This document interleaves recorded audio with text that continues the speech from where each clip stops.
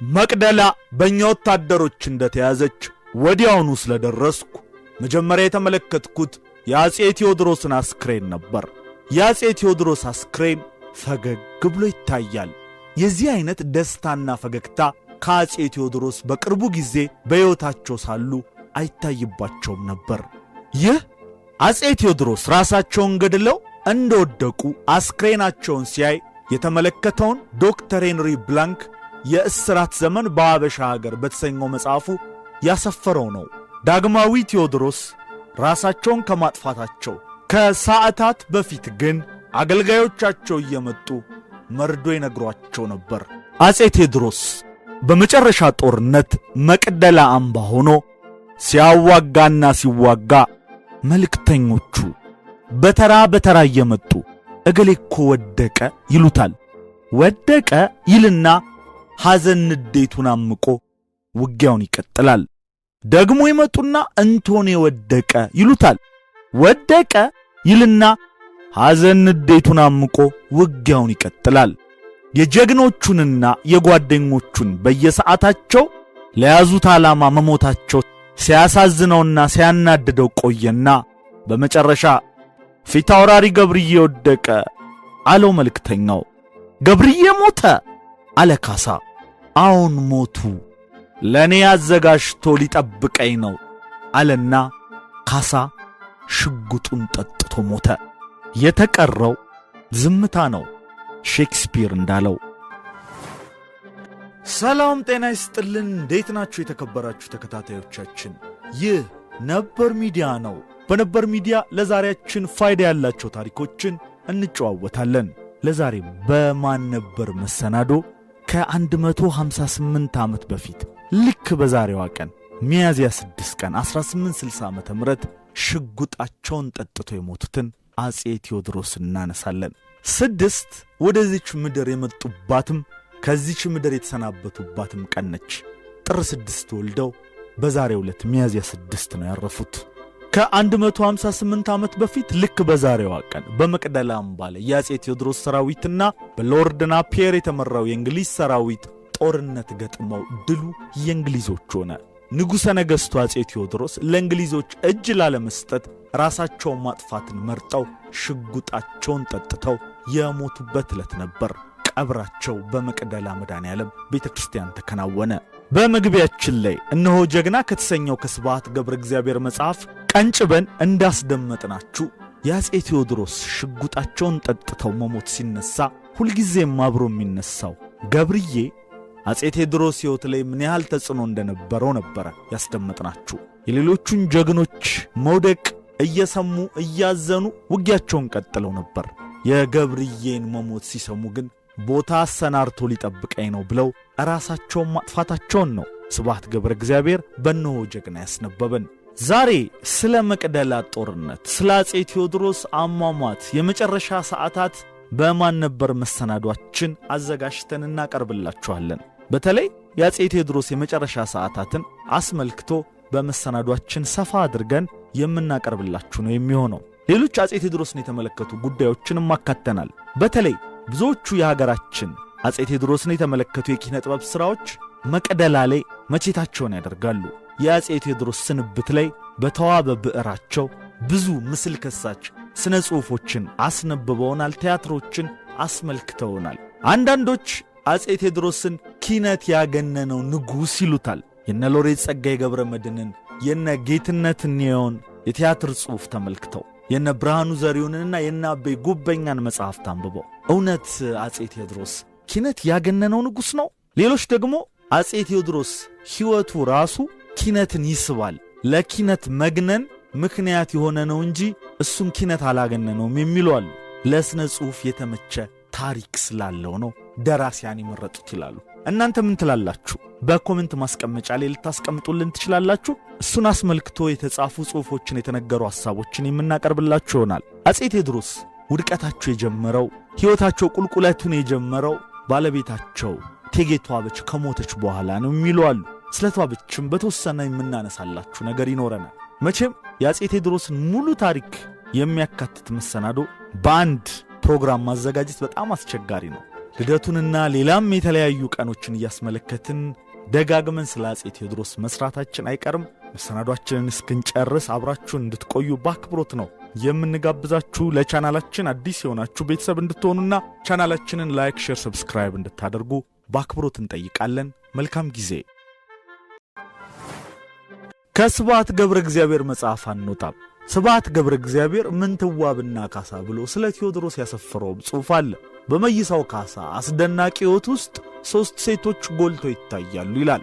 እነርሱም ብዙ መከራይቶ ያሳደጉት እናቱ ወይዘሮ አትጠገብ፣ ፍቅረኛው ጓደኛውና የተክሊል ሚስቱ እቴጌ ተዋበችና ለ13 ወይም ለ14 ዓመታት ያህል ፋታ ሳትሰጥ ያሳደደችውና ያስቸገረችው ጠላቱ የጎጃሟ ወይዘሮ ምንትዋብ ናቸው። ይህ የምንትዋብና የካሳ ታሪክ ንጉሡን አፄ ቴዎድሮስን ሳይሆን ሰውየውን ካሳ ኃይሉን ምን አይነት ሰው እንደነበረ ስለሚያሳይ ለብቻው አሰፍረዋለሁ ይለናል ስብሐት።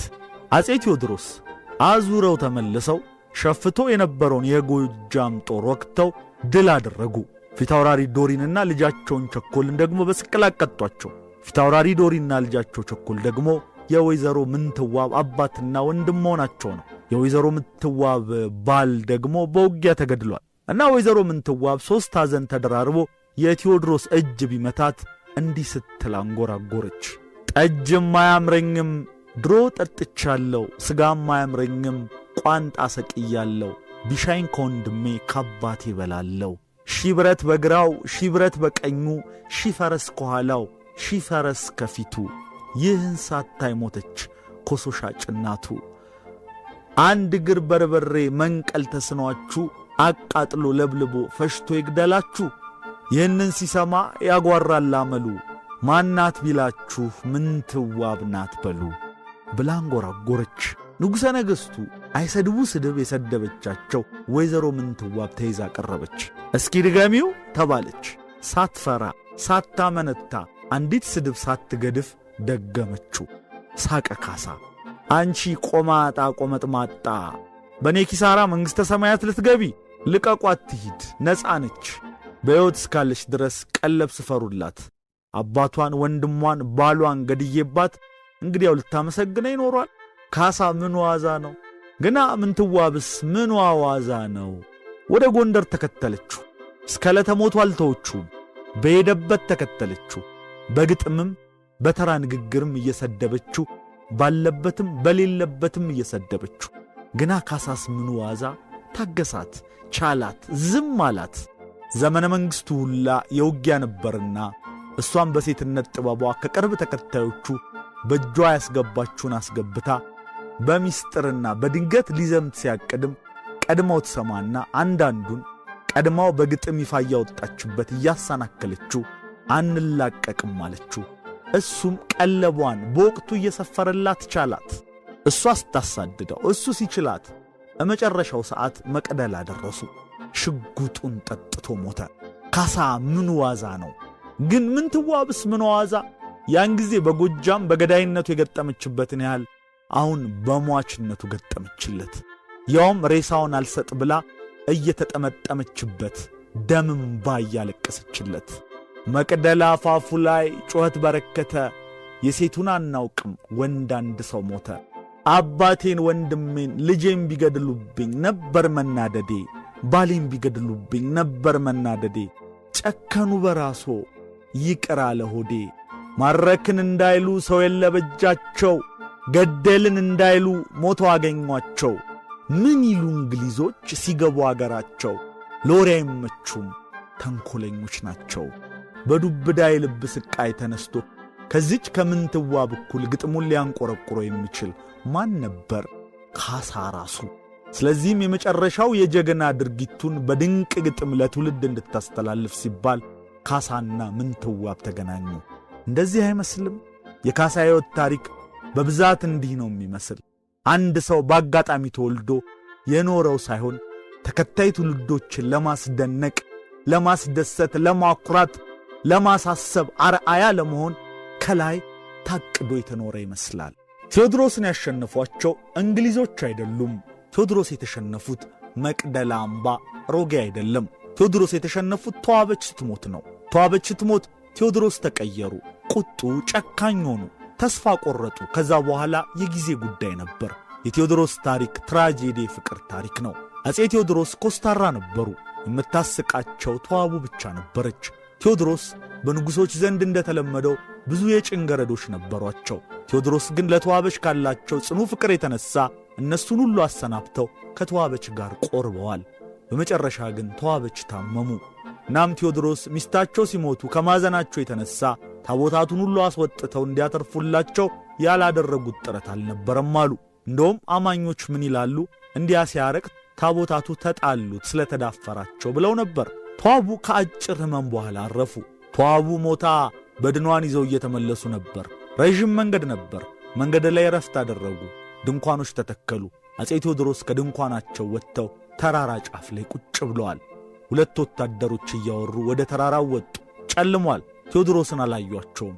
አንደኛው ወታደር ምን የበሰበሰ ሬሳ ይዞ አገር ለአገር ያንከራትተናል ይሏል ለጓደኛው። አጼ ቴዎድሮስ ምንም አላሉም። በማግስቱ ሁለቱን ወታደሮች አስይዘው መኳንንቶቻቸውን ይሰበስባሉ። ባልና ሚስት አንድ ናቸው። ሚስቱን የተሳደበ ባልየው እንደተሳደበ ነው።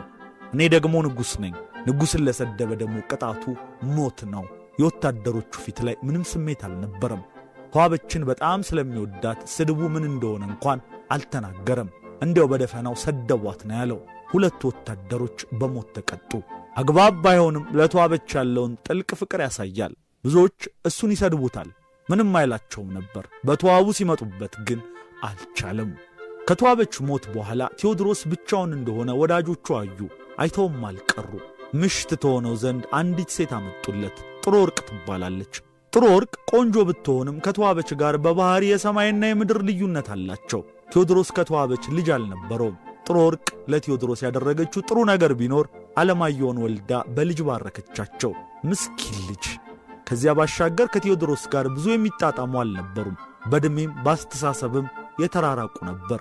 አንድ ቀን ቴዎድሮስ ከገብርዬና ከሌሎች መኳንንቶቻቸው ጋር ሆነው በልፍኛቸው ያወጋሉ። ታዲያ ጥሩ ወርቅ በተደጋጋሚ ትዘልፋቸዋለች።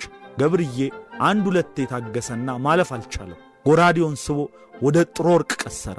ይህኔ ቴዎድሮስ ብድግ ብለው በመሃል ሲገቡ ልብሳቸውን በደንብ ሳይታጠቁ ቀርተው እርቃናቸውን ቀሩ።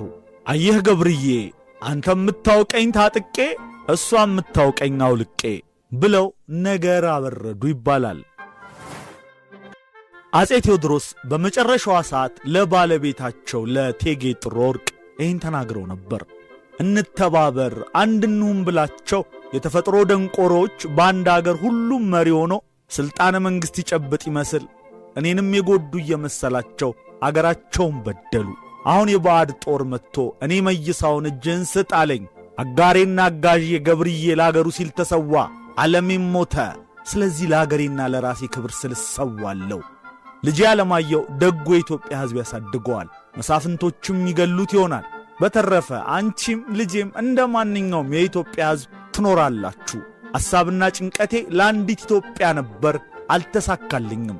ዓለማየሁ አድጎ ስለ እኔ ሲጠይቅሽ አንዲት የተባበረች ኢትዮጵያ በዐይኑ እንደ ዞረች ቀረ ብለሽ ንገሪው ብለው ንግግራቸውን ከጨረሱ በኋላ ሚያዝያ 6 ቀን መቅደላ ላይ ከንግሥት ቪክቶሪያ ቀደም ብሎ ለስጦታ በተላከላቸው ባለ 2 አፈሙዝ ሽጉጥ ራሳቸውን የሰዉ ሲሆን ከመሞታቸው ከአንድ ቀን በፊት ማለትም ሚያዝያ 5 ቀን ራሳቸውን ለመግደል ሞክረው በማቁሰል በጠባቂዎቻቸው ኃይል መትረፋቸውና በመጨረሻ ግን አዘናክተው በተሳካ ሁኔታ መፈጸማቸው በታሪክ ተጽፎ ይገኛል።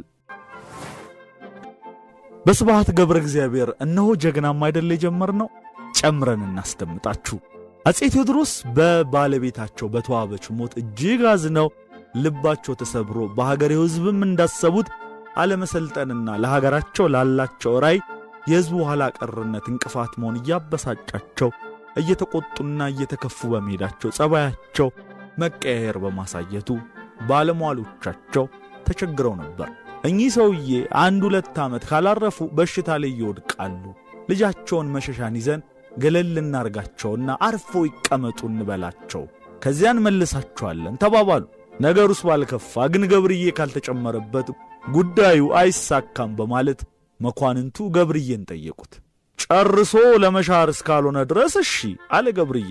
አጼው ቴዎድሮስ ምን እንደተመከረ ደረሱበትና መሳፍንቱንና መኳንንቱን ሰብስበው መሃላቸው አንፈራጠው ቆሙና እኔን ለማግለልና መሸሻን ይዞ ለመነሳት ዶልታችኋል መባሉን ስለሰማው ነው የሰበሰብኳችሁ አሏቸውና ገብርዬን እያዩ አይደለም ገብርዬ አሉት።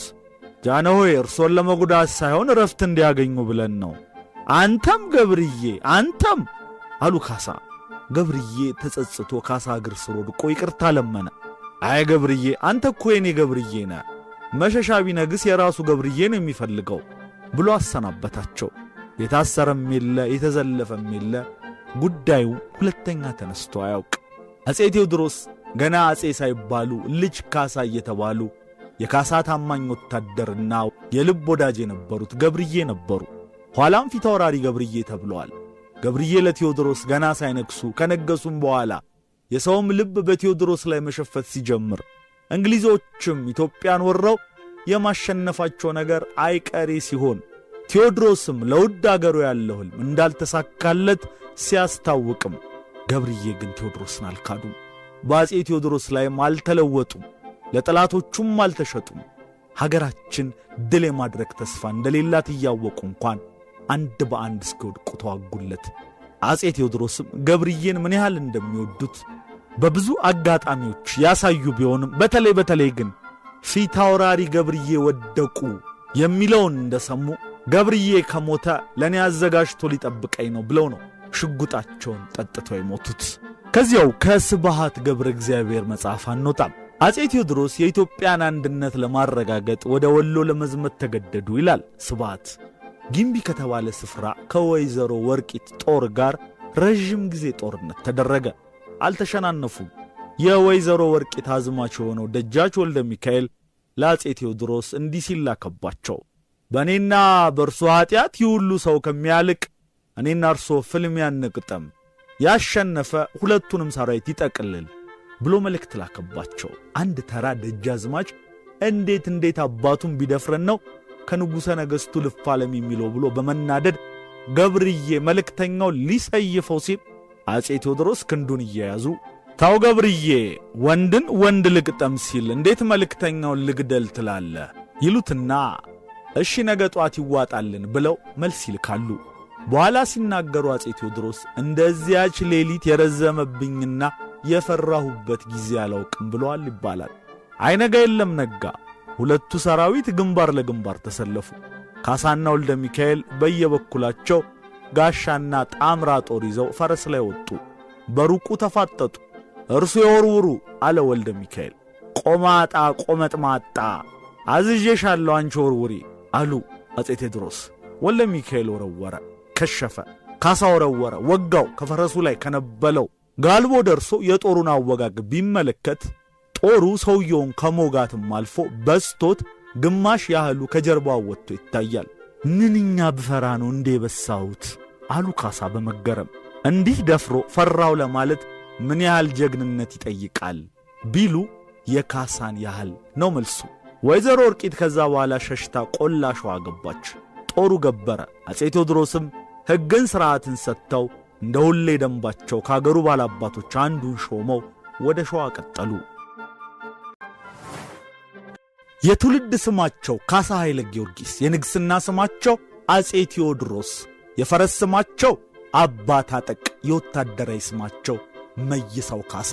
ቁጡና ኃይለኛ የመሆናቸውን ያህል ወግና ክብር የሚያውቁ አዛኝ ሰው የመሆናቸውን ነገር ይነገራል። ብዙ ጊዜ በድንፋት ብድግ ብለው ከባባድ እርምጃዎችን እንደሚያስፈጽሙ ሁሉ ርኅራኄ የተሞላበት እንባም የሚሰፍሩ ግለሰብ ናቸው። አንድ ጊዜ አጼ ቴዎድሮስ ያሳደጓቸው ደጃች ጎሹ በደጃች አሊ ውስወሳ ተነሳስተው ካሳን ካልወጋሁ አሉ። ካሳም ይህን በሰሙ ጊዜ እንዴት በቤታቸው ያሳደጉኝ አባት ሊወጉኝ ይነሱብኛል በሚል አግራሞት አባቴ ሆይ እኔ እርሶን ለሞጋት የሚያስችል ልብ የለኝም፣ እርሶስ ቢሆኑ በክፉ ባላባቶች ውትወታ እኔ ልጆን እንዴት ልውጋህ ብለው ይነሳሉ። ነገ እኔ ወይ እርሶ ብንሸናነፍ ድሉ የደጃች አሊ መሆኑን አያውቁም የሚል ደብዳቤ ሰደዱላቸው። ደጃች ጎሹ ግን ድሮውንም ነገር ብሏቸው ነበርና ከደብዳቤው ውስጥ ጥቂት ቃላትን እየመዘዙ አባቴን አልወጋም ነውርም ነው፣ ቢሆንም ግን ይህን የምለው በፍርሃት አይደለም የሚለውን ንግግር ወስደው አልፈራህም ይበለኝ ጭራሽ እያሉ በውሃ ቀጠነ ይገለገሉ ጀመር። በዙሪያቸው ያሉ ታላላቅ አማካሪዎች አረ ይሄ ነገር መልካም አይደለም ቢሏቸው መካሪዎቼን ባይኔ ያሳየኝ ብለው አሻፈረኝ አሉ። ከዛም ጦራቸው ተከትቶ ከካሳ ጋር በግላጭ ተገናኙ። የካሳ የጦር ድንኳኖች ትንሽ ከመሆናቸው የተነሳ ደጃዝማች ሁኔታውን አይተው አሳዘናቸውና አሁን ትንሿ ዳዊት እኔን ጎልያድን ወግታ ልታቆስል ነው በሚል አግራሞት ካሳ አሁን እንደው አንተም እነዚህንም ትንሽ ወታደሮችን ከምንፈጅ እጅህን ብትሰጠኝ አይሻልም ብለው መልእክተኛ ላኩበት። ካሳ ባንገቴ ቢላ ይግባ አለ። የጦርነቱ ነጋሪት ሲጎሰም ካሳም ደጃዝማችም ለተከታዮቻቸው አንድ መልእክት ተናገሩ። ደጃዝማች ካሳን ስታገኙት እንዳትገሉት አሉ። ካሳም ደጃዝማችን ስታገኙ ማርኳቸው እንጂ እንዳትገሏቸው ብሎ አስጠነቀቀ። ጨዋ ወልዶ ጨዋ ያሳደገ ስትሆን ተከባብሮ መዋጋት የሚባልም ነገር አለ። በውጊያው ሂደት ታዲያ የካሳ ጦር ተረትቶ ለማፈግፈግ ሲነሳ ንጉሳቸው ጦሩን ሰብቆ ጮኸ። እናንተ ብትሸሹ አዝናለሁ ብቻዬን እሞታለሁ ብሎ ገባበት። ያኔ ሁሉም ተራ በተራ ተከተሉት። የደጃች ጎሹን ጦር መሳ ለመሳ አጋድሞ ዘረሩት።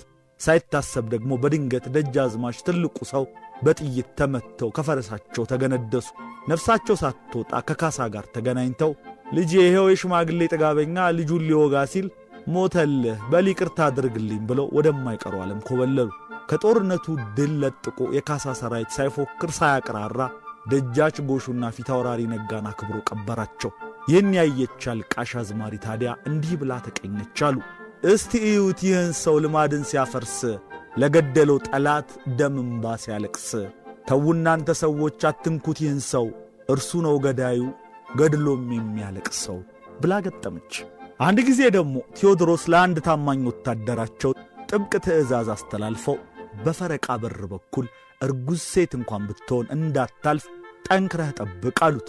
ከጥቂት ቀናት በኋላ ደግሞ ሌላውን ወታደራቸውን ጠርተው ፈረስ እያለዋወጥክ ይህን ወረቀት የእጁ አድርሰህ በ6 ቀን ውስጥ በአስቸኳይ ተመለስ ብለው አዘዙ። መልእክተኛው ወታደር መልእክቱን ለማድረስ ፈረቃ በር በሚባለው ቦታ ማለፍ ግድ ሆነበት። ፈረሱን እየጋለበ ፈረቃ በር ደረሰ። አስቀድሞ ማንንም እንዳያሳልፍ የታዘዘው የፈረቃ በር ዘበኛም የንጉሡን መልእክት እንዳያልፍ ከለከለው። መልእክተኛው ከንጉሡ በ6 ቀን የእጁ ደርሼ እንድመለስ በአስቸኳይ ተልኬ ነው ልለፍ አለው። የፈረቃ በር ጠባቂም ከንጉሥ ከተላከ አትከልክሉት ይለፍ የሚል በማኅተም የተደገፈ የይለፍ ደብዳቤ ካለ አሳየኝና አሳልፈሃለሁ፣ ካልሆነ ግን እኔም የንጉሥ ትእዛዝ ስላለብኝ አታልፍም ሲል መለሰለት። መልእክተኛው ወታደርም የንጉሥ ትእዛዝ ሆኖበት በግድ አልፋለሁ ብሎ መንገድ ሲጀምር ጠባቂው ወታደር በጥይት ተኩሶ ገደለው። የሟቹ መልእክተኛ ወገኖችም ጉዳዩን ከሰሱና ለፍርድ አፄ ቴዎድሮስ ዘንድ ቀረቡ።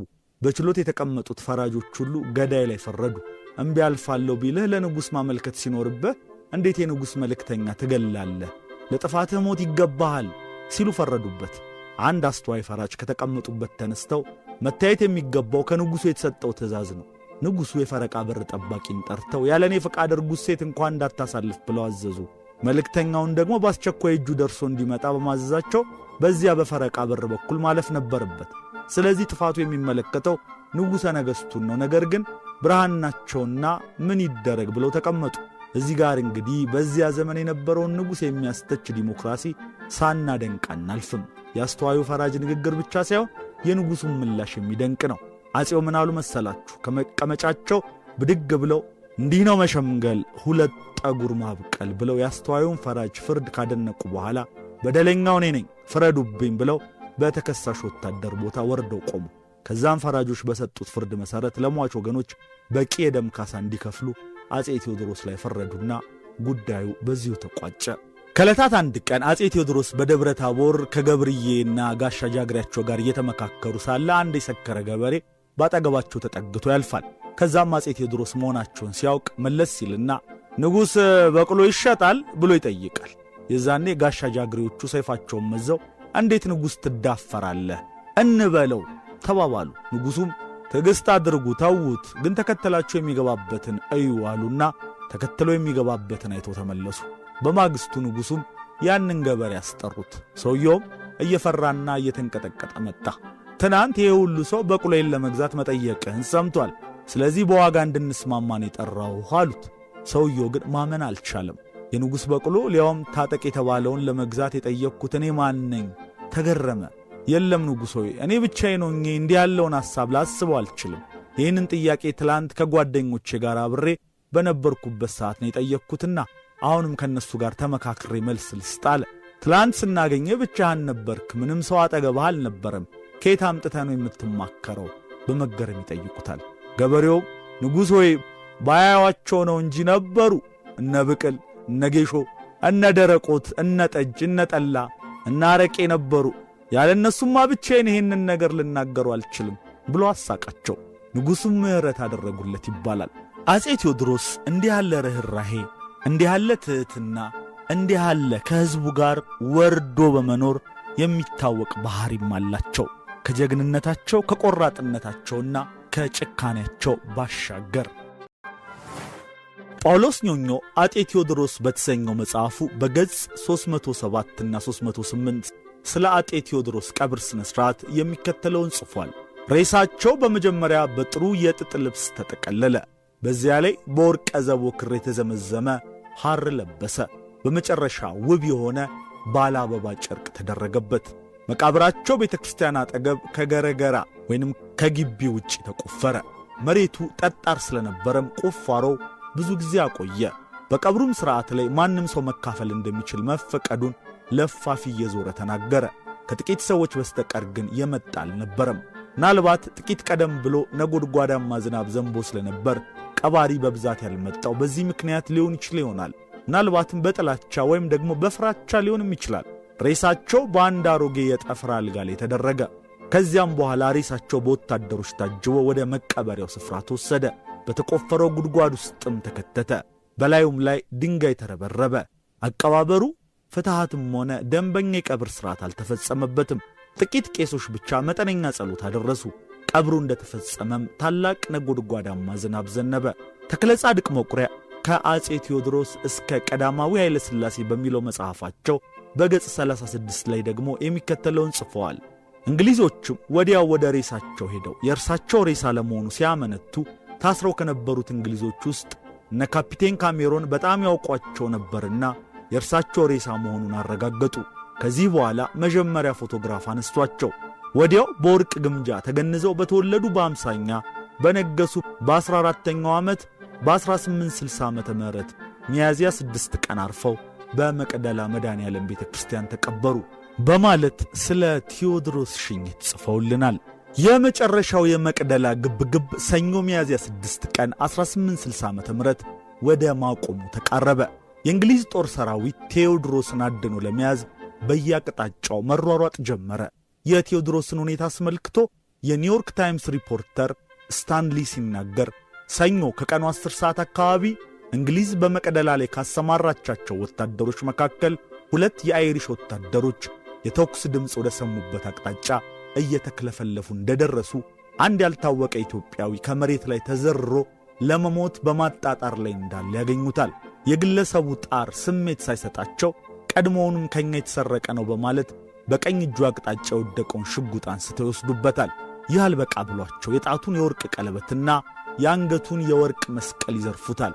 ከዚያ የወሰዱትን ሽጉጥ እያገላበጡ በማድነቅ ሲመለከቱ ከጎን በኩል ከብር ተቀርጾ የተለበደ ጽሑፍ ያገኙበታል። ጽሑፉም እንደ አውሮፓውያን አቆጣጠር 1854 ለአሽከሪ ለፕላውዲን የአቢሲኒያው ንጉሥ ቴዎድሮስ ላደረጉለት ቅንነት የተመላበት ደግነት ያለኝን አድናቆት ለመግለጽ ከታላቋ ብሪታንያና የአየርላንድ ንግሥት ቪክቶሪያ የተላከ ስጦታ የሚል ነበር። ወታደሮቹ ጽሑፉን ካነበቡ በኋላ ከነከናቸው።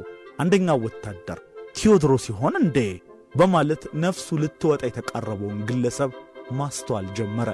ቴዎድሮስ መሆናቸው ያልታወቀበት ምክንያት አለባበሳቸው ተራ ኢትዮጵያዊ ከሚለብሰው ልብስ የተለየ ባለመሆኑ ነበር። በተለይም ባዶ እግራቸውን ያለ ጫማ መታየታቸው ብቻ ሳይሆን ከደረታቸው ስፋትና ከትከሻቸው ትልቅነት በስተቀር ቁመታቸው መካከለኛ እንጂ ረዥምና ግዙፍ ባለመሆኑ እኒያ በሀገራቸው ላይ ተነስተውባቸው የነበሩትን ሽፍቶች ከመደምሰስ አልፈው ተርፈው በጄኔራል ናፒየር የሚመራውን ዘመናዊ የእንግሊዝ ጦር እጄን አልሰጥም በማለት በድንገት የወደቁት ታላቅ አንበሳ መሆናቸውን ከቶውንም ለማመን አልቻሉም ነበር። ይህ በእንዲህ እንዳለ መቅደላ በእንግሊዝ ጦር ሰራዊት ቁጥጥር ስር ሆነች። ቀደም ሲል የቴዎድሮስ እስረኞች የነበሩትም ኢትዮጵያውያን በግርግር የታሰሩበትን ቤት በመስበር የእግር ብረታቸውን መሬት እየጎተቱ በአደባባይ መታየት ጀመሩ። ከፊሉም እንግሊዞች ወደ ሰፈሩበት ካምፕ በመሄድ ተቀላቀሉ። ወዲያውኑ አንድ ግለሰብ እየሮጠ ሄዶ የጀነራል ናፒየር የቅርብ ረዳት ለነበረው ለሰር ቻርልስ ስቴቭሊ እዚያ አንድ ግለሰብ ተዘርሯል፣ ሰዎች ቴዎድሮስ ነው ይላሉ በማለት ሪፖርት ያቀርባል። ስቴቭሊ ግን በነገሩ ሙሉ በሙሉ አላመነበትም ነበር። በዚህም ምክንያት ይህ ማንነቱ ያልታወቀውን ሬሳ በቃሬዛ ላይ በማድረግ አምጥቶ ለማሳየት በማሰብ ግለሰቡ ሬሳው ወደ ነበረበት ስፍራ ተመልሶ ሄደ። ጭካኔ በተመላበት አኳኋን ሁለት እግሮቻቸውን በመጎተት ለቃሬዛ መሸከሚያ ተብሎ ከተሰራ የእንጨት ርብራብ ላይ እንደጣሏቸው 3 ጊዜ ካቃሰቱ በኋላ ሕይወታቸው ልታልፍ ችላለች። ይህንን ድርጊት አስመልክቶ ማርክሃም ሲያብራራ ወታደሮቹ የአፄ ቴዎድሮስን ቃሬዛ ተሸክመው ለሰር ቻርልስ ለማሳየት እንደደረሱ ታስረው የተፈቱት እስረኞች በመሽቀዳደም መጀመሪያ መልካቸውን አተኩረው ካዩ በኋላ አንድ ነገር ትዝ አላቸውና የግራ እጃቸውን ከፍ አድርገው ጣታቸውን ማየት እንደጀመሩ አንደኛው ጣታቸው ሰባራ ሆኖ አገኙት። አፄ ቴዎድሮስ ገና በወጣትነታቸው ዘመን ጎጃም ላይ በጥይት ጣታቸው ላይ ተመተው ስለነበር የተቆረጠውን ጣት ስላዩ ቴዎድሮስ መሆናቸውን አረጋገጡ። ይሁን እንጂ አሁንም ቢሆን ሬሳው የአፄ ቴዎድሮስ ስለመሆኑ የቀረበው ማስረጃ በእንግሊዝ የጦር መኮንኖች ዘንድ አጠራጣሪ ስለመሰለ አፄ ቴዎድሮስ በሕይወት ሳሉ የሚያውቃቸው የነበረው ራሳም መጥቶ እንዲያያቸው ተደረገ። ብዙም ሳይቆይ ራሳም ወዲያው እየሮጠ መጥቶ ሲያያቸው አፄ ቴዎድሮስ ሆኖ አገኛቸው። ምንም እንኳን በሱና በአፄ ቴዎድሮስ መካከል አልፎ አልፎ አለመግባባት ቢፈጠርም ቆራጥ መሪ መሆናቸውን ጠንቅቆ ያውቅ ስለነበር ሁኔታውን እንደተመለከተ መንፈሱ ተረበሸ። በተለይም ከመሞታቸው በፊት የተናገሩት ቃል ትዝ አለው። ይኸውም አንድ ቀን እኔ ስሞት ታየኝ ይሆናል፣ ከዚያም በሬሳዬ ላይ ቆመ ይህን ደካማ ሰው በመቅበር ፈንታ ከሜዳው ላይ እንደወደቀ በስብሶ መቅረት አለበት በማለት ትረግመኝ ይሆናል ብለው የተናገሩት ትዝ እያለው በሐዘን ተውጦ ይታይ ነበር። የአፄ ቴዎድሮስ መሞት በይፋ እንደታወቀ የእንግሊዝ ወታደሮች ደስታ በተመላበት ሁኔታ ባንዲራቸውን በማውለብለብ በመቅደላ ተራራ ላይ ጩኸታቸውን አስተጋቡት። ብሔራዊ መዝሙራቸውንም አሰሙ። በቴዎድሮስ እጅ ታስረው የነበሩትም እስረኞች ሟቹ ሬሳ አካባቢ የፈንጠዝያ ግብዣ ለማድረግ ከያሉበት ተጠራሩ። ሕዝቡም ሬሳውን በደንብ ለማየት እንዲችል ወደ ሜዳ ተጎትቶ ተቀመጠ። ዙሪያውንም በመክበብ እርቃነ ሥጋቸው እስኪታይ ድረስ የለበሱትን ልብስ በብዙ ቦታ ተለተሉት። በወቅቱ የዓይን ምስክር በመሆን ያረጋገጠው አሜሪካዊ ሪፖርተር ሕይወታቸው ስላለፈችው የመቅደላ ጀግና ሲያብራራ የተለየ ክብር ሳይደረግላቸው ጠባቂ ዘብ ባጠገባቸው ሳይቆም በቃሬዛ ላይ ለብዙ ሰዓት ያህል ከመሬት ተዘርረው ጸጉራቸው ተሸልቶ ልብሳቸው ተገፎና ተቀዳዶ ከፊል እርቃነ ሥጋቸውን በማየቴ የቀድሞ ቴዎድሮስ መሆናቸው አጠራጠረኝ ይልና ራቅ ብዬ ስመለከት ብዙ ኦፊሰሮች በደም የተበከለውን የቴዎድሮስን ሸሚዝ ለኔ ይገባኛል በማለት ሲሟገቱና ሲጣሉ ተመልክቼ ነበር ብሎ ንግግሩን ይደመድማል። ስለሆነም በዚያን ጊዜ ቴዎድሮስ ሲነክሱ ለብሰውት የነበረው የክብር ልብስና በአንጻሩ ደግሞ ከሞቱ በኋላ የተወሰደባቸው በደም የተበከለ ሸሚዝ በእንግሊዝ አገር ራቅ ባለ ሰሜናዊ ክፍል ባንክፊልድ ሙዚየም ተብሎ በሚጠራው መዘክር ውስጥ ሲገኝ፣ የተሸለተው ጸጉራቸው ግን ለንደን ከተማ ናሽናል ዋር ሙዚየም ውስጥ እንግሊዞች አጉል ጀብደኝነታቸውን ለማስታወስ ብለው አስቀምጠውታል። በኋላም ጸጉራቸውን ወደ ሀገር ቤት ማስመለስ መቻላችን የሚታወስ ነው። ይህንን አስነዋሪ ድርጊት ያስተዋለ አንድ ታዛቢ የቴዎድሮስ ሬሳ ከፊል እርቃኑን ስለነበረ የሰው መሳቂያ ሆኗል በማለት ለናፒየር ተናገረ። ናፒየር ግን የተሠራው ሥራ እንደ ወታደር ከሚያደርገው የዲሲፕሊን ስነ ሥርዓት ውጪ መሆኑን እየተገነዘበ አንዳችም የቅጣት እርምጃ ሳይወስድ ቃሬዛው እንዲለብስና በማግስቱ ለቀብር እንዲዘጋጅ የሚል ትእዛዝ ሰጠ። ሆኖም ይህ ከመፈጸሙ በፊት በስዕል መልክ ፎቶግራፍ እንዲነሱ ተደረገ። ከወጣበት ተልእኮ ሌላ በስዕል በመሳል ልዩ ሙያ የነበረው የብሪቲሽ ሙዚየም ተወካይ ሪቻርድ ሆምስ በደረቅ እርሳስና ብሩሽ አማካኝነት ስሎ አቀረበ።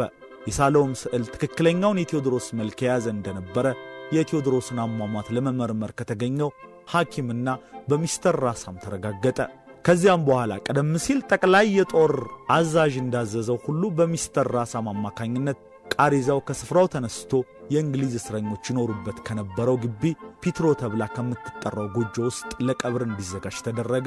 የቀብር ስነ ስርዓት ከመፈጸሙ በፊት ስለ አሟሟታቸው በሐኪሞች የተደገፈ ማስረጃ ማግኘት ያስፈልግ ስለነበር ዶክተር ብላንክና የአጼ ቴዎድሮስ የንስሐ አባት በተገኙበት ዶክተር ለምስዳይን አስክሬኑን መርምሮ ያገኙት ውጤት በጥይት የተመታ ቁስል ከበስተኋላ በኩል ጭንቅላታቸው ላይ ሲታይ እንዲሁ ካፋቸው ውስጥ ጠቆር ብሎ ጉድጉድ ያለ ቁስል ይታይበት እንደነበር፣ የሽጉጣቸውን አፈሙዝ ካፋቸው አጉርሰው የተኮሱት ጥይት በአፋቸው ጣራ በኩል አድርጎ የኋላ ጭንቅላታቸውን አልፋ የወጣች በመሆኗ ንጉሡ ራሳቸውን በራሳቸው እንደገደሉ የሚመሰክር ነው በማለት አረጋገጡ።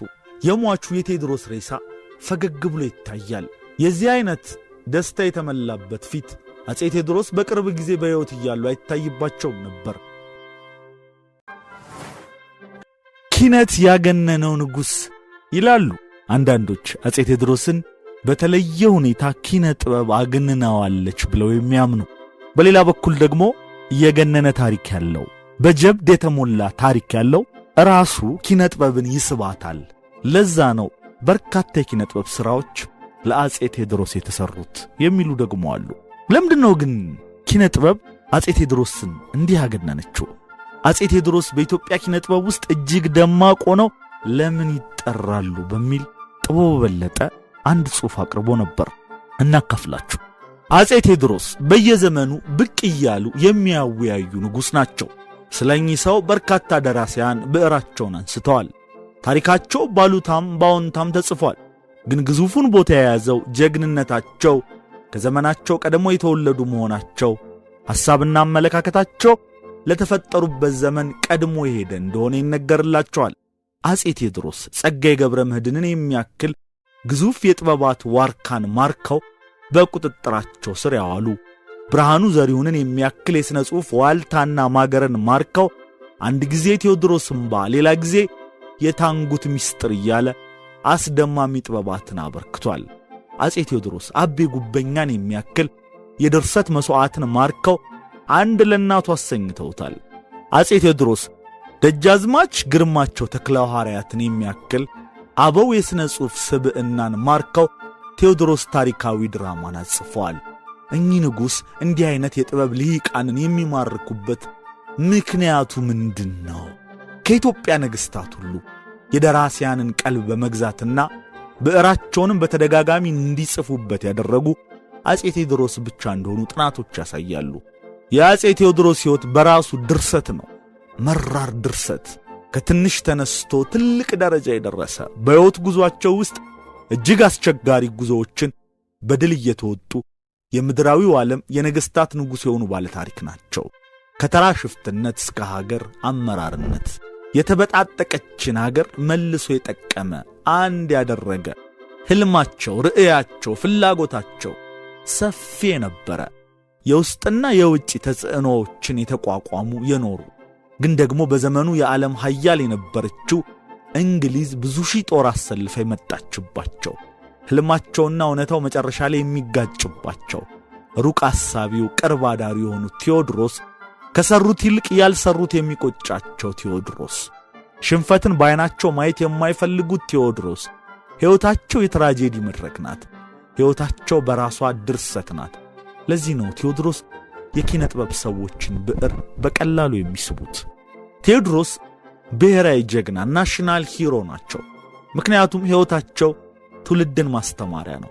ሀገርን መውደድ፣ ስልጣኔ መሻት፣ ሩቅ ማለም፣ ለሀገር ክብር ራስን መሰዋት የሚያስተምር ሰብዕና የተላበሰ ተፈጥሮ የነበራቸው ንጉሥ።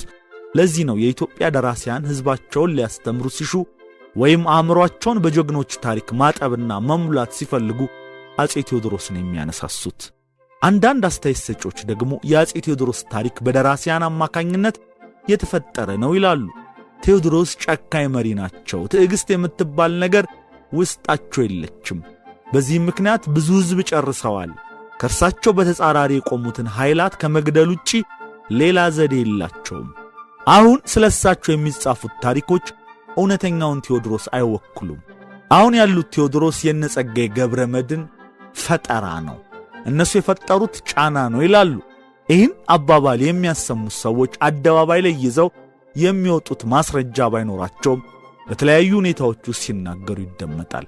ግን ይህ አባባል ከየት መጣ ብሎ መጠየቅ ተገቢ ይመስለኛል። በተወሰነ መልኩም ቢሆን መልስ ማግኘት ስለሚገባው አንዳንድ ሐሳቦችን እንሰንዝር። አጼ ቴዎድሮስ 3 አይነት ታሪክ አላቸው። አንደኛው በስልጣን ዘመናቸው አብሮት ቤተ መንግሥት ውስጥ የኖረው ደብተራ ዘነብ የጻፈላቸው ታሪካቸው ነው።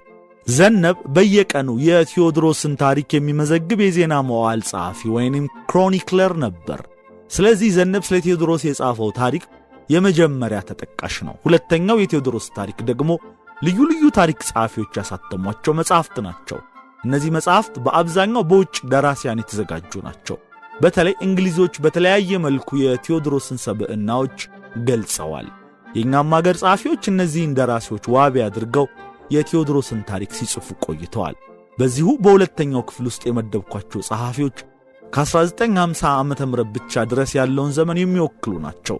ከ1950 ዓመተ ምህረት በኋላ የመጡት ጸሐፊዎች ደግሞ ቴዎድሮስ ላይ ያላቸውን ግንዛቤ ለየት ባለ መልኩ በመገንዘባቸው በሶስተኛው የታሪክ መደብ ውስጥ ይካተታሉ።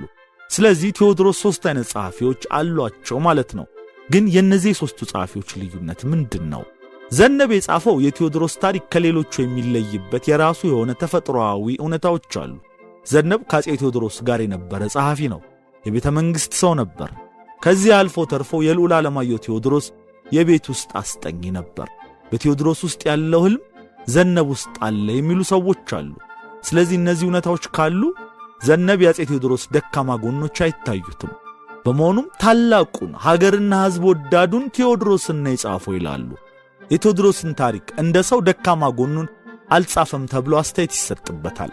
ወይም በሙሉ ልብ በነጻነት የቴዎድሮስን ታሪክ ጽፎ አላሳየንም ይላሉ። ዜና መዋዕል ጸሐፊዎች ክፉ ነገር አይጽፉም በማለት የሚያክላሉ። በነገራችን ላይ አለቃ ዘነብ ታላቅ ፈላስፋና አዋቂ የነበረ ሰው ነው። መጽሐፈ ጨዋታ ሥጋዊ ወመንፈሳዊ የተሰኘች በእምነት ላይ ተመስርታ ትልልቅ ሐሳቦችን አንስታ የምትጠይቅ መጽሐፍ አለችው። በአገራችን ውስጥ ከዘራ ያዕቆብ ባልተናነሰ ፍልስፍናን በማንሳትና በመጠየቅ ወደር ያልተገኘለት ሰው ነው። የልዑል ዓለማየሁ ቴዎድሮስ የቤት ውስጥ አስጠኛ የነበረ የቴዎድሮስ ፈላስፋ። የቴዎድሮስን ታሪክ በመጻፍ በሁለተኛው ምድብ ውስጥ የተካተቱት እስከ 1950 ዓመተ ምህረት የነበሩ ጸሐፊያን ናቸው። እነዚህ ጸሐፍት በአብዛኛው የውጭ ሀገር ሰዎች ናቸው። በተለይ ደግሞ እንግሊዛውያን ናቸው። ስለ ቴዎድሮስ በብዛት ያሰፈሩት ነገር ቢኖር ጨካኝ መሆኑን ነው። ለምሳሌ ሄንሪ ብላንክ ኤ ናሬቲቭ ኦፍ ካፕቲቪቲ ኢን አቢሲኒያ በሚል ርዕስ ጽፎት ዳኛው ወልደ ሥላሴ የተረጎሙት የሥራት ዘመን በአበሻ ሀገር የተሰኘው መጽሐፍ የቴዎድሮስን ጭካኔ ያሳያል። በእርግጥ ደራሲው የመቅደላ አምባ እስረኛ የነበረ ነው። ከሞት ፍርድ አምልጦ የደረሰው መጽሐፉ ነው። ስለዚህ የቴዎድሮስን አሉታዊ ገጽታዎች ለመግለጽ ቅርብ ነው። ቂም አለበት። ሁሉም ግን የማይክዱት የቴዎድሮስ ነገር እጅግ ደፋርና ጀግና መሆናቸውን ነው። በዚህ ምድብ ውስጥ የሚካተቱት ጸሐፊዎች የቴዎድሮስን አርቆ አሳቢነትና ሕልም ያሳዩ ወይም ማየት ያልፈለጉ ናቸው እየተባሉ ይወቀሳሉ። ስለዚህ እነሱም ትክክለኛው ቴዎድሮስን አልሰጡንም እየተባሉ ይተቻሉ። አጼ ቴዎድሮስ እጅግ ግዙፍ ሰብዕና ተላብሶ የመጣው በሶስተኛው ምድብ ውስጥ ባሉት ጸሐፊያን ነው። እነዚህ ጸሐፍት የጸጋዬ ገብረ መድኅን ትውልዶች በመባል ይታወቃሉ። በአንዳንዶች አጠራር ደግሞ ነበልባለ ትውልድ ይባላሉ። ምክንያቱም የኢትዮጵያን ታሪክ፣ ስነ ጽሑፍ፣ ስነ ጥበብንና ሙዚቃን በማይታመን ለውጥ ውስጥ ያካተቱ በኪነ ጥበብ ዓለም ውስጥ አሻራቸው ግዙፍ ሆኖ በመገኘቱ ነው። እነዚህ ትውልዶች ወደ ኋላ ሄደው ታሪክን ካነበቡ በኋላ አሁን የምናውቀውን አጼ ቴዎድሮስን ፈጠሩ የሚሉ አሉ። ጸጋዬ ገብረ መድኅን ቴዎድሮስ የሚል ታላቅ ቲያትር ጻፈ። በዚህ ቲያትር ውስጥ ጨካኙ ቴዎድሮስ የለም። በሰው ገዳይነቱ፣ በቅጽበታዊ እርምጃው ብዙ የተሳሳቱ ውሳኔዎችን የወሰነ በጅምላ የሚገድለው ቴዎድሮስ በጸጋዬ ገብረ መድኅን ቲያትር ውስጥ የለም። ይልቅስ ለአንዲት ኢትዮጵያ ነጻነት የሚታገለው ቴዎድሮስ፣ ከሠራው ይልቅ ያልሠራው ነገር የሚቆጨው ቴዎድሮስ፣ ኢትዮጵያን የዓለም ሁሉ ኃያል ለማድረግ ሕልም የነበረው ቴዎድሮስ፣ ከራሱ ክብር ይልቅ ለኢትዮጵያ ክብር ሲል ሽጉጡን ጠጥቶ የሚሰዋው ቴዎድሮስ በጸጋዬ ቲያትር ውስጥ መጣ። ብሔራዊ ጀግና ተፈጠረ። ከዚህ በተጨማሪም የጸጋዬ ገብረ መድኅን ትውልዶች ቴዎድሮስን እየተቀባበሉ ብሔራዊ ጀግንነቱን የበለጠ አጉልቶ አወጡት። ለምሳሌ ብርሃኑ ዘሪሁን በዚሁ በ1950ዎቹ ውስጥ የቴዎድሮስ እምባ የተሰኘ ቲያትር ጻፈ፣ አሳየ። የቴዎድሮስ ማንነት በትውልድ ውስጥ መስረጽ ጀመረ። ቀጥሎም በዚያው ዘመን አቤ ጉበኛ አንድ ለእናቱ የተሰኘ ግዙፍ መጽሐፍ አሳተመ። በዚህ መጽሐፍ ውስጥ ቴዎድሮስ እጅግ አሳዛኝ ሰብዕና ያለው ታሪኩ ሲነበብ የሚያስለቅስ ኢትዮጵያና ሕዝቧ በቴዎድሮስ ውስጥ የሚታዩ ሆነው ተሳሉ። የእነዚህ ደራሲያን አካሄድ በሚገባ የተገነዘበው በዓሉ ግርማ ደግሞ ሰፊ ጽሑፍ አወጣ። የበዓሉ ግርማ መጣጥፍ እነዚህን የታሪክ አካሄዶች ባንክሮ ተገንዝቦ የጻፈው ነው። ርዕሱ አጼ ቴዎድሮስ ከ100 ዓመት በኋላ ተወለዱ ይላል። ጽሑፉ የትኩረት አቅጣጫውን ያደረገው በጸጋዬ ገብረመድኅን፣ በብርሃኑ ዘሪሁንና በአቤ ጉበኛ ላይ ነው። በዘመኑ ወጣት የነበሩት እነዚህ ታላላቅ ደራሲያን አጼ ቴዎድሮስን የብሔራዊ ጀግና ቁንጮ አደረጉት። ቴዎድሮስ ጭቆናን ታግሎ የሚጥል ያረጀ ያፈጀን ሥርዓት የሚገረስስ በዘርና በቀለም በትውልድ ሐረግ የሚተላለፍን ሹመትና ሥልጣን የማይቀበል ከተራ ጫካ እስከ ቤተ መንግሥት የሚደርስ እንዲሁም ለአገሩና ለሕዝቡ ክብር የሚሰዋ ቴዎድሮስ በኢትዮጵያ መድረክ ላይ ናኘ። ደራሲውና በዘመኑ የጋዜጣና የመጽሔት ዋና አዘጋጅ የነበረው በዓሉ ግርማ እውነተኛው ቴዎድሮስ የጸጋዬ ገብረመድኅን ነው አለ። ቴዎድሮስ የተወለደው አሁን ነው፣ እስከ ዛሬ ድረስ የተጻፈለት ቴዎድሮስ ስህተት ነበረው እያለ በዓሉ ግርማ በወርቃማ ብዕሩ ጻፈ። አንዳንድ አጥኚዎች እንደሚገልጹት አንድ ሕዝብ ስለ ለውጥ ለማስተማር አርአያ የሚሆን ጀግና መኖር አለበት። ስለዚህ እነዚያ ነበልባል የሚባሉት የድርሰት ትውልዶች ቴዎድሮስ ውስጥ የነበረውን መስዋዕትነት ወስደው ብሔራዊ ጀግና ማለት እንዲህ ነው እያሉ ሕዝባቸውን ለለውጥ አነሳስተዋል ይላሉ። በነገራችን ላይ የደጃዝማች ግርማቸው ተክለ ሐዋርያት ቴዎድሮስ ታሪካዊ ድራማ የተሰኘውን ቲያትርን መዘንጋት የለብንም። ይህ የደጃዝማች ግርማቸው ቲያትር ከነጸጋዬም ቀድሞ የተጻፈ ነው። ምንም እንኳ ደራሲው ግርማቸው ተክለ ሐዋርያት በወቅቱ ከነበረው ገዥ መደብ ውስጥ በሚኒስትር ደረጃ ያሉ ቢሆንም ቴዎድሮስን በነጸጋዬ አይነት አተያይ ባይገልጹትም ብሔራዊ ጀግናነታቸውን በመጠቆም ግን ቀዳማዊ ደራሲ ናቸው። ለነጸጋዬ ገብረመድኅን ቴዎድሮስም የመነሻና የማነቃቂያ ሐሳብ የሰጡ ደራሲ ናቸው ማለት ይቻላል። ግርማቸው ተክለ ሐዋርያት አርአያ በተሰኘው ልቦለድ መጽሐፋቸው ይታወቃሉ። የጸጋዬ ገብረመድኅን ችሎታ ገዝፎ የሚወጣው ገጸ ባህሪው ሊሞት ትንሽ ደቂቃዎች ሲቀሩት በሚያዘንባቸው ቃሎች ነው። ለምሳሌ ቴዎድሮስ ራሳቸውን ሊያጠፉ በሚዘጋጁበት ወቅት ስለ ሀገር፣ ስለ ትግል፣ ስለ ሕልም፣ ስለ ትዝብት የሚናገሯቸው ውብ ቃላት በትውልድ ሕሊና ውስጥ አጼ ቴዎድሮስን ከማግዘፉም በላይ የኢትዮጵያ ማንነት ያስረዳል። ምን ያህል ሀገር እንደሆነች ማለት ነው። ጴጥሮስ ያችን ሰዓት በሚለው ቲያትሩ አቡነ ጴጥሮስ የሞት ፍርድ ከተፈረደባቸው በኋላ ሞታቸውን ከፊታቸው አስቀምጠው ስለ ራሳቸው፣ ስለ ሀገራቸው፣ ስለ መስዋዕትነት የሚናገሩበት ትዕይንት እጅግ ግዙፍ ነው። ስለዚህ ጸጋዬ ገብረመድኅን በሞት ጫፍ ላይ የቆመ ሰብዕና በመጠቀም ብሔራዊ ጀግንነትን ያስተምርበታል። ጸጋዬ ገብረመድኅን ካሉት በርካታ ችሎታዎች ውስጥ አንዱ ይህን በሞት የመጨረሻዋ ሰዓት ላይ ያለን ገጸ ባህሪ በመውሰድ በእርሱ ውስጥ ሆኖ የሚገልጸው ሐሳብ ነው። ልክ እንደ ጸጋዬ ሁሉ ብርሃኑ ዘሪሁንም የቴዎድሮስ እምባና ባልቻ አባ ነፍሶ በተባሉት ቲያትሮቹ አሳይቷል። ብርሃኑ የታንጉት ሚስጥር የተሰኘ ታሪካዊ ልቦለድን በመጻፍ ታሪክን በመጠቀም የድርሰት ሥራዎቹን ለከፍተኛ ስኬት ያበቃ ነው። የጌትነትን ታሪካዊ ቲያትር ቅርጽ ሙዚቃዊ ቲያትር ጽፎ በመድረክ አቅርቧል። ይህን የቴዎድሮስን ታሪክ እውን ለማድረግ ጌትነት በቴክኒክ የተዋጣለት ቲያትር እንደጻፈ በአዲስ አበባ ዩኒቨርሲቲ የጥበባት ዲን የሆነው የነብዩ ባየ ጥናት ይገልጻል። በሙዚቃዊ ቲያትር ስልት በርካታ የተሳኩለት ነገሮች መኖራቸውን ነብዩ በጥናቱ ያብራራል፣ አብራርቷልም። ነብዩ ባየ ሲናገር የቴዎድሮስ ሰብዕና ደራሲያንን በቀላሉ ይማርካል። የቴዎድሮስ አነሳሱ፣ አስተዳደጉ፣ ህልሙ፣ ስኬቱ፣ ውድቀቱ ራሱ የተጻፈ ድርሰት ይመስላል። በዚህም የደራሲያንን ቀልብ በመውሰድ ተወዳዳሪ የሌለበት ንጉሥ እንደነበር ነብዩ ጠቁሟል። ደራሲዎቻችን ወደ ኋላ እየሄዱ በታሪክ ውስጥ ትልልቅ ሰብዕና ያላቸውን ሰዎች መጠቀም እያቆሙ መጥተዋል። ኢትዮጵያ በታሪክ የዳበረች ሀገር ስለሆነች ብዙ ለድርሰት ታሪክ የመነሻ ምንጭ የሚሆኑ ሐሳቦች ስላሉ እሱን መመርመር እንደሚገባቸው ይመከራል። የተከበራችሁ የነበር ሚዲያ ተከታታዮች ለዛሬ በማን ነበር መሰናዷችን የአጼ ቴዎድሮስን ዕለተ ሞት አስመልክተን ያዘጋጀንላችሁ መሰናዶ ይህን ይመስል ነበር። ስለተከታተላችሁን ከልብ አድርገን እናመሰግናለን። በሌላ የማን ነበር መሰናዶ እስክንገናኝ ለዛሬ በዚሁ እንሰናበታችኋለን። ለቻናላችን አዲስ የሆናችሁ ቻናላችንን ላይክ፣ ሼር፣ ሰብስክራይብ እንድታደርጉና ቤተሰብ እንድትሆኑ በድጋሚ ማስታወስ እንወዳለን። መልካም ጊዜ።